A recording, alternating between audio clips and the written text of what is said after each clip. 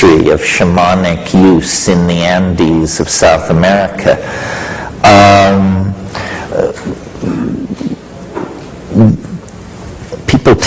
You can be a strict constructionist in the matter of psychedelics, or you can cast your net widely.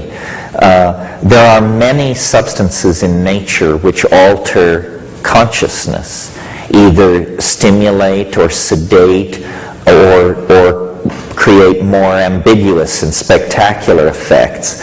I would describe the effects of datura as a deliriant. Now, the shamans who use these things have special techniques both of preparation and of training that allow them to control or navigate around the more unpleasant aspects of datura. It tends to provoke memory loss, shall we say bizarre behavior, such as taking your clothes off in public and so on. And it creates a general ambiance of uncertainty about the nature of reality. And what I mean by that is you talk to people who aren't there, you smoke cigarettes that aren't there, you answer phone calls when you're standing in the woods. From the outside, it looks pretty fucked up, you know. But some Aboriginal and native traditions have managed to tame this, at least in the shamanic context. I guess in this matter I'm a kind of strict constructionist, in that when I say psychedelic, I have something very specific in mind that a substance or a plant should do. It should not inhibit clarity. In other words, not episodes of forgetfulness, lack of memory, passing out, or confusion. It shouldn't interfere with that, and it should transform thought. And it should be accompanied by visual hallucinations with eyes closed. That's what I love. That's what I live for. Now,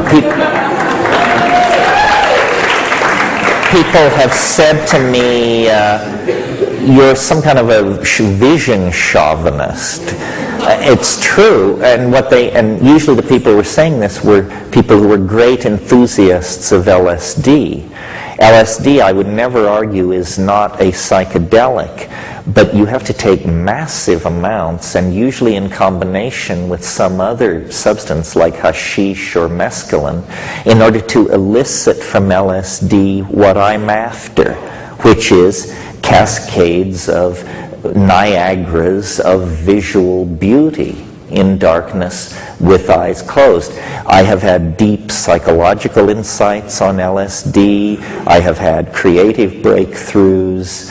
I have had bonding experiences, but I found it difficult to get the visions like I wanted them. And the best I worked out with LSD was I would smoke as much Afghani hash as I could at the top of the trip, and then it would do the thing.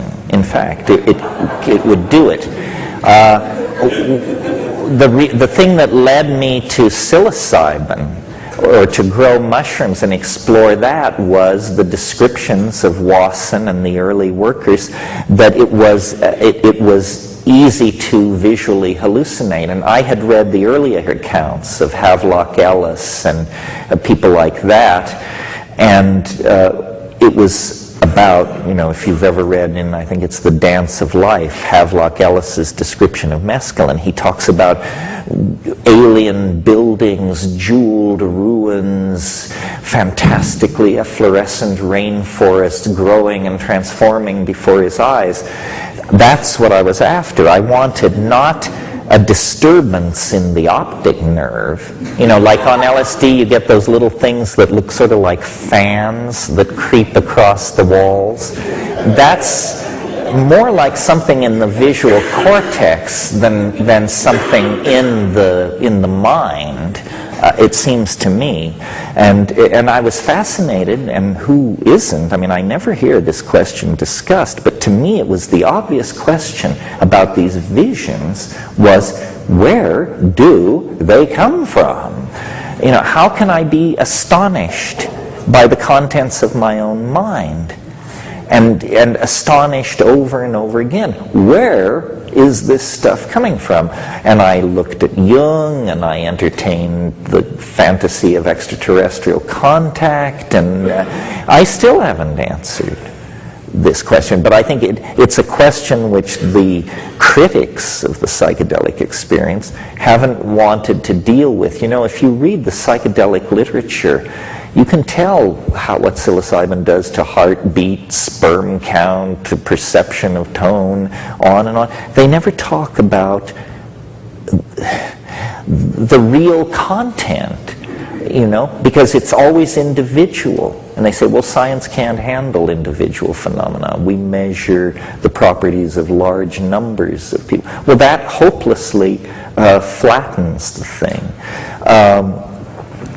I know this is a long answer to this question, but it's worth laying all this out, because the lady's question raises issues of how do you categorize psychedelics, which aren't, are some dangerous, and to what degree? Certainly Datura is dangerous, not only because of its delirium quality, which makes you irresponsible, but also because it dilates your pupils and you stumble around, and at higher doses it can cause convulsion and death, which is a rare thing from what I consider the true psychedelics. There is, if we want to take an excursion here for a moment and learn a little pharmacology, there is, if you're going to talk about pharmacology, there's one concept that you should get straight, and that's called LD50. It means lethal dose 50. What does this mean? Well, you have 20 rats, and you give them a certain amount of, let's say, mescaline. When half the rats die, that dose, expressed as milligrams per kilogram of body weight, is called the LD50. And when pharmacologists assess the danger in a drug, they ask the following question: what is the ratio of the LD50 to the effective dose? And if the LD50 of a drug is only 20 times the effective dose, that's considered an incredibly toxic, dangerous, and dubious drug. A good drug is a drug where the LD50 is 200 times more than the effective dose. In the case of LSD, the LD50 for man has never been determined. That's how safe LSD is.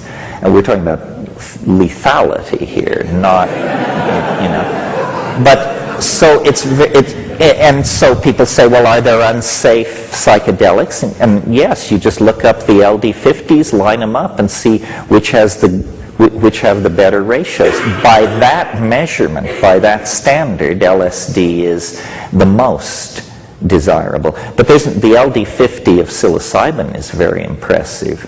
You know, you can take 100 times the effective dose of psilocybin and expect to live. Mescaline, not.